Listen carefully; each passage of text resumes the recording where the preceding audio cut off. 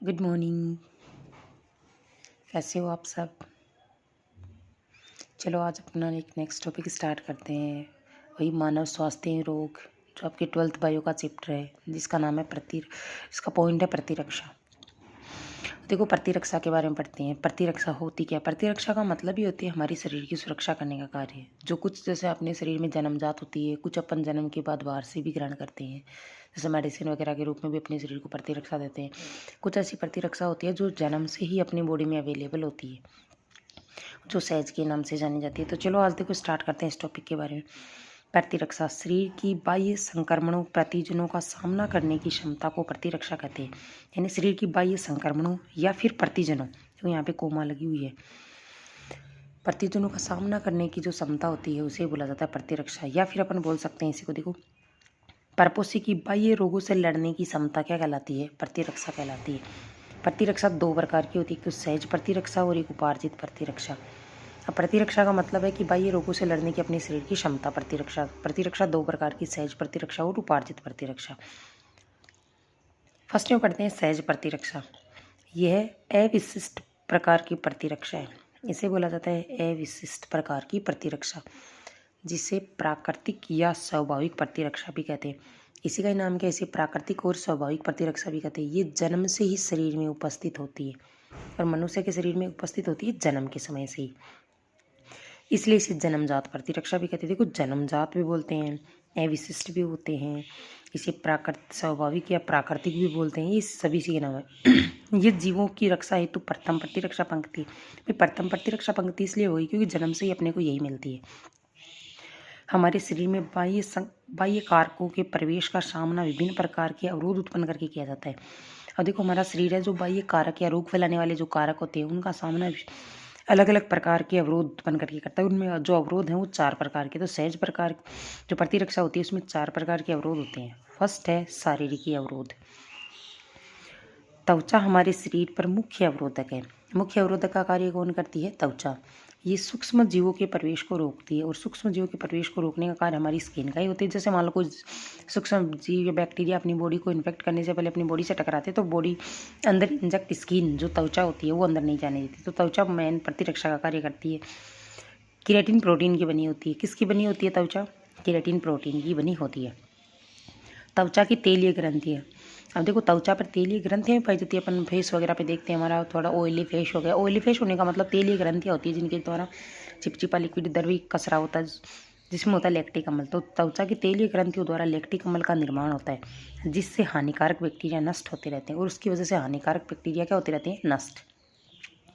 श्वसन तंत्र, जठरांत्र, मुंह से गुद्दा तक की हार नाल को बोला जाता है जठरांत्र। जननपथ आदि का आंतरिक स्तर एपिथेलियम की श्लेष्मिक कला से ढका रहता है। यानी जो श्वसन तंत्र है, जठरांत्र पथ है, जननपथ है, इसका आंतरिक जो स्तर होता है ना, वो एपिथेलियम की श्लेष्मिक कला से, उस श्लेष्मा का कार्य तो क्या होता है? प्रोटेक्शन करना। जो शरीर में रोगाणुओं के प्रवेश को रोकने में सहायक है। जो क्या करती है? रोगाणुओं के प्रवेश को रोकने का काम। कार्य की अवरोधक। फिर मुंह में उपस्थित लार, जिसमें लाइसोजाइम एंजाइम जीवाणुओं को नष्ट करता है। मुंह में उपस्थित लार में आपने पढ़ा होगा 10th क्लास में, जैसे टॉपिक चलता है, लार में लाइसोजाइम और एमाइलेज एंजाइम पाया जाता है, जिसको टाइलिन बोलते हैं। टाइलिन और लाइसोजाइम एंजाइम पाई जाती है। तो लाइसोजाइम का कार्य होता है हानिकारक जीवाणुओं को नष्ट करना। तो देखो, मुंह में लार भी क्या करती है? हानिकारक जीवाणुओं को नष्ट करके हमारी शरीर की सुरक्षा का कार्य करती है। तो लाइसोजाइम नामक एंजाइम जीवाणुओं को नष्ट करता है तथा आमाशय में पहुंचे जीवाणुओं को, आमाशय में कौन है? HCl अम्ल होता है, जिसको हाइड्रोक्लोरिक अम्ल बोलते हैं, नष्ट कर देता है। और आंसुओं में उपस्थित, आंसुओं में कौन क्या पाया जाता है? Lysozyme enzyme. तो आंखों में पहुंचे जीवाणुओं को नष्ट करता है। मुंह में अगर कोई बैक्टीरिया जाता है तो लाइसोजाइम, आमाशय में अगर बैक्टीरिया पहुंच जाते हैं तो HCl अम्ल, और आंखों में कोई गिरा हुआ जितने भी कोई हानिकारक बैक्टीरिया वगैरह, तो उनको लाइसोजाइम आंसू की में पाए जाने वाला एंजाइम है, वो नष्ट करने का कार्य करता है। फिर आगे तीसरा पॉइंट है कोशिकीय अवरोध। शरीर में प्रवेश करने वाले रोगाणुओं को भक्षण कोशिकाएं नष्ट कर देती है। हमारे शरीर में क्या पाई जाती है? भक्षण कोशिकाएं, फैगोसाइट सेल्स, जो क्या करती है? नष्ट करती है। जो निम्न प्रकार की है। फर्स्ट देखो, मोनोसाइट है, भ्रमणशील भक्षण होते हैं। न्यूट्रोफिल्स है, WBC में ल्यूकोसाइट जिसको बोलते हैं। लिम्फोसाइट और बी लिम्फोसाइट होती है। WBC का ही नाम है ना, ल्यूकोसाइट। लिम्फोसाइट, इसमें टी और बी लिम्फोसाइट या लसीकाणु होते हैं जो क्या करते हैं, रक्षा का कार्य करते हैं। तो हमारे शरीर में ये WBC के भाग हैं सारे के सारे, ये क्या करते हैं, हमारे शरीर की रक्षा का कार्य करते हैं। आपने ये तो सुना होगा WBC का कार्य होता है हमारे शरीर की प्रतिरक्षा करना। फिर आ गया कोशिक साइटोकाइनिन अवरोध। विषाणु से संक्रमित कोशिकाएं इंटरफेरोन नामक प्रोटीन का स्राव करती है। अगर कोई किसी कोशिका को विषाणु ने संक्रमित किया है तो उसके द्वारा किसका, इंटरफेरोन नामक प्रोटीन का स्राव होता है, जो आसपास की अन्य असंक्रमित कोशिकाओं को विषाणु के संक्रमण से बचाती है। जो उनके चारों तरफ, जैसे मान लो यहाँ पे किसी कोशिका को विषाणु ने संक्रमित कर दिया तो इसके चारों तरफ की जितनी भी कोशिकाएं हैं उनको बचाने के लिए जो विषाणु संक्रमित कोशिका है वो इंटरफेरोन नामक प्रोटीन का स्राव करती रहती है। तो ये 4 प्रकार के अवरोधक हो गई। फर्स्ट पॉइंट था अपना शारीरिक अवरोध, फिर दूसरा था अपना कार्यकीय अवरोध, तीसरा था कोशिकीय अवरोध, 4 नंबर हो गया साइटोकाइनिन अवरोध। जो सहज प्रतिरक्षा, जो स्वाभाविक प्राकृतिक जन्मजात बोलते हैं। दूसरी प्रतिरक्षा है उपार्जित प्रतिरक्षा प्रकार। यह प्रतिरक्षा रोगजनक विशिष्ट होती है। रोगजनक यानी किसी एक रोग के प्रति विशिष्ट होती है, जैसे सरदर्द तो सरदर्द के प्रति ये रोगजनक विशिष्ट होती है। ये मनुष्य में किसी रोगजनक के प्रति जन्म के बाद विकसित होती है, जन्मजात नहीं होती है। जन्मजात तो सहज थी, ये जन्म के बाद विकसित होती है, अतः इसे अर्जित या उपार्जित प्रतिरक्षा कहते हैं। ये पूरक प्रतिरक्षा पंक्ति है। जब किसी रोगवाहक से पहली बार सामना होने पर शरीर का प्रतिरक्षा तंत्र अनुक्रिया प्रदर्शित करता है तो उसे प्राथमिक अनुक्रिया कहते हैं। जैसे मान लो कोई रोगवाहक है हमारे शरीर में, फर्स्ट टाइम वो बॉडी में एंटर करता है तो उस वक्त हमारे शरीर में जो क्रिया होती है वो कहलाती है प्राथमिक अनुक्रिया। इसी प्रकार रोगजनक से दोबारा सामने होने पर शरीर उस तीव्रता व त्वरित अनुक्रिया प्रदर्शित करता है जिसे द्वितीयक अनुक्रिया कहते हैं।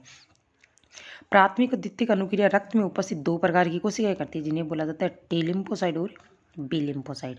ये टी लिम्फोसाइट और बी लिम्फोसाइट दोनों ही द्वितीयक और प्राथमिक दोनों अनुक्रिया प्रदर्शित करने का कार्य करती है।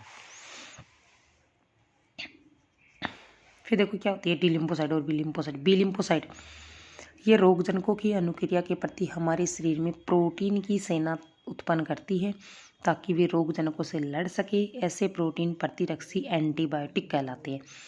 बी लिम्फोसाइट है ना, ये क्या करती है, हमारे शरीर में प्रोटीन की सेना उत्पन्न कर देती है ताकि वे रोगजनक से जो रोगजनक होते हैं उनसे लड़ सके।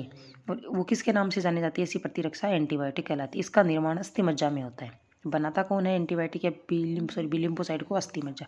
टी लिम्फोसाइट ये स्वयं प्रतिरक्षियों का स्राव नहीं करती लेकिन प्रोटीन उत्पन्न करने में बी लिम्फोसाइट की सहायता करती है। बी लिम्फोसाइट जो एंटीबायोटिक बनाती रहती है अपने शरीर में, हमारे शरीर की प्रतिरक्षा करने का कार्य करने के लिए जो भी प्रोटीन के एंटीबायोटिक्स बनाती है उनकी रक्षा का कार्य करती है ये टी लिम्फोसाइट। फिर अपना एक पॉइंट चल रहा है प्रतिरक्षी अणु की संरचना। और ये ऐसे मान लो 2023 के एग्जाम के 2024 के एग्जाम के अकॉर्डिंग ये बहुत ही अच्छा क्वेश्चन बनता है। प्रतिरक्षी अणु की संरचना को सचित्र समझाइए। तो देखो प्रतिरक्षी अणु की संरचना कैसे होती है। सबसे फर्स्ट में यहाँ पे प्रतिरक्षी अणु की स्ट्रक्चर देखो। इसमें प्रतिबंधक स्थल होते हैं, इधर भी प्रतिबंधक स्थल होते हैं। ये 2 चेन बनी हुई है इसमें। एक फर्स्ट वाली चेन यहाँ से लेकर के यहाँ तक ये लंबी है। इधर वाली भी देखो वाई आकार की स्ट्रक्चर, एक इधर वाली, इधर वाली। ये देखो दीर्घ श्रृंखला होती है, ये छोटी वाली लघु श्रृंखला है। इधर भी एक दीर्घ एक लघु श्रृंखला होती है।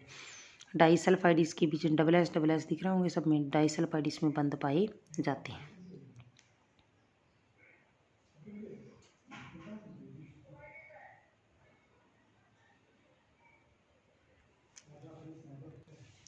अब देखो प्रतिरक्षी अणु की संरचना के बारे में पढ़ेंगे। प्रत्येक प्रतिरक्षी अणु में 4 पेप्टाइड श्रृंखला होती है। 4 पेप्टाइड देखी नहीं थी कि वाई आकार की, इधर 2 तो लंबी 2 छोटी, यानी 2 दीर्घ श्रृंखला और 2 लघु श्रृंखला, तो 4 श्रृंखला हो गई ना। इनमें 2 छोटी व 2 बड़ी, जिन्हें क्रमशः लघु व दीर्घ कहते हैं। ये छोटी वाली को लघु, बड़ी वाली को दीर्घ श्रृंखला कहते हैं। इसीलिए प्रतिरक्षी को S2L2 के नाम में भी दर्शाते हैं। इसे किसके नाम से जानते हैं, इसे किसके नाम से, S2L2 के नाम से भी जाना जाता है। ये प्रतिरक्षी अणु ग्लाइकोप्रोटीन से मिलकर बना होता है। और ये प्रतिरक्षी अणु बना किससे मिलकर बना होता है, ग्लाइकोप्रोटीन से, जिसमें 440 एमिनो अम्ल, भारी श्रृंखला में तो 440 एमिनो अम्ल होते हैं और हल्की छोटी श्रृंखला होती है इसमें 220 एमिनो अम्ल, जो आपस में जुड़े रहते हैं डाइसल्फाइड बंध द्वारा। इनको जोड़ने के लिए डबल एस बंध था ना, डाइसल्फाइड बंध के माध्यम से जुड़े रहते हैं। अब देखो मनुष्य शरीर में निम्न प्रकार के प्रतिरक्षी होते हैं। ये इसका उस टॉपिक के अकॉर्डिंग इतना पॉइंट काफ़ी है, लेकिन ये मनुष्य शरीर में थोड़ी सी बेसिक जानकारी इससे रिलेटेड कि भाई कौन कौन से प्रतिरक्षी पाए जाते हैं।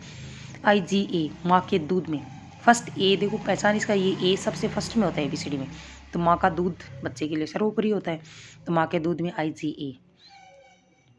फिर देखो IgM रक्त प्लाज्मा में, IgE मास्ट कोशिकाओं में, IgG गर्भाशय।